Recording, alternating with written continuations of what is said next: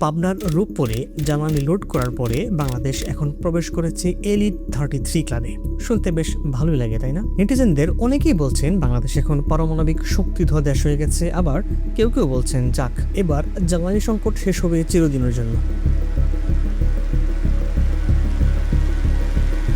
কিন্তু প্রশ্ন হলো এই বিশ্বাসগুলো আসলে কতটুকু সত্য?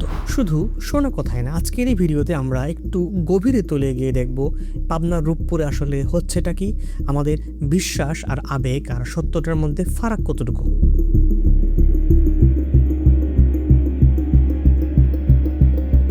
আর এই এপ্রিলেই আমাদের পার্শ্ববর্তী দেশ ভারতের জ্বালানি খাতে এমন এক অগ্রগতি দেখিয়েছে যা দেখে পুরো বিশ্বই অবাক হয়ে গেছে। কিন্তু প্রশ্ন হলো, বেখবর হয়ে যাওয়া এই খবরগুলোর ভেতরের খবর নিয়ে আমরা আসলে কতটুকুই খবর রাখি। প্রথমেই যে বিষয়টি পরিষ্কার করা দরকার যে আসলে এলিট 33 ক্লাবটা আসলে কি। সোজা কথায় বলতে গেলে বিশ্বের যে সমস্ত দেশ পারমাণবিক বিদ্যুৎ কেন্দ্র নিয়ে বিদ্যুৎ উৎপন্ন করে তাদেরকে গণমাধ্যম এবং সংবাদকর্মীদের ভাষায় এলিট গ্রুপ বলা হয়।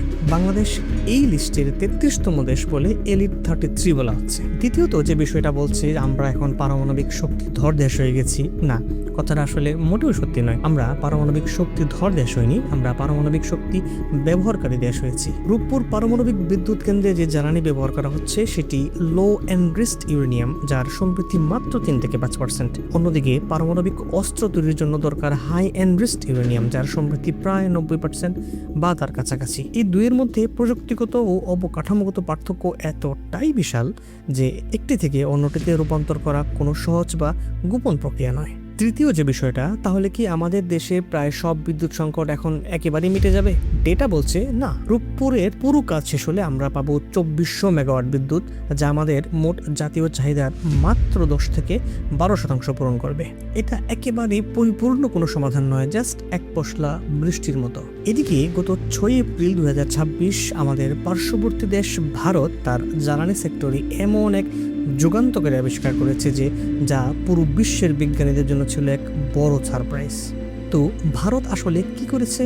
তারা তাদের সমুদ্রের বালিতে থাকা থোরিয়ামকে ইউরেনিয়াম 235-এর বিকল্প হিসেবে ব্যবহার করার একেবারে দ্বারপ্রান্তে পৌঁছে গেছে। এই চমৎকার প্রক্রিয়াটির 3টা ধাপের মধ্যে 2টো ধাপ তারা ইতিমধ্যে শেষ করেছে। আশা করা যাচ্ছে আগামী 10 বছরের মধ্যে তারা 3টা ধাপই শেষ করে ইউরেনিয়াম 235-এর বিকল্প হিসেবে ব্যবহার করে টারবাইন ঘোরাতে পারবে। অর্থাৎ 2040 সালের মধ্যেই ভারত হবে অনেকটাই জ্বালানি স্বনির্ভর দেশ।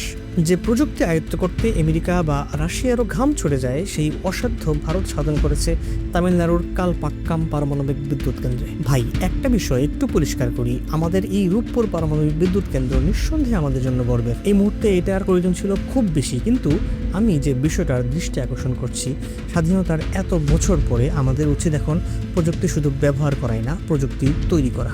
আমরা যদি আজ রূপপুর থেকে বিদ্যুৎ পাওয়ার পাশাপাশি আমাদের বিশ্ববিদ্যালয়গুলোতে গবেষণার ক্ষেত্র প্রস্তুত করতে না পারি, যদি সঠিক পরিকল্পনা না করতে পারি, তাহলে চিরদিনই আমাদেরকে বিদ্যুৎ এবং এই সমস্ত প্রযুক্তি ধার করেই চলতে হবে, কিনতে হবে, তৈরি করতে পারবো না। আমাদের এখন চাই সঠিক পরিকল্পনা এখনই। নিজস্ব গবেষণা ছাড়া কোনো জাতি প্রকৃত স্বাধীনতা পায় না। শক্তি শুধু রিয়েক্টর থেকে আসে না, শক্তি আসে চিন্তা, গবেষণা আর ধারাবাহিক প্রস্তুতি থেকে।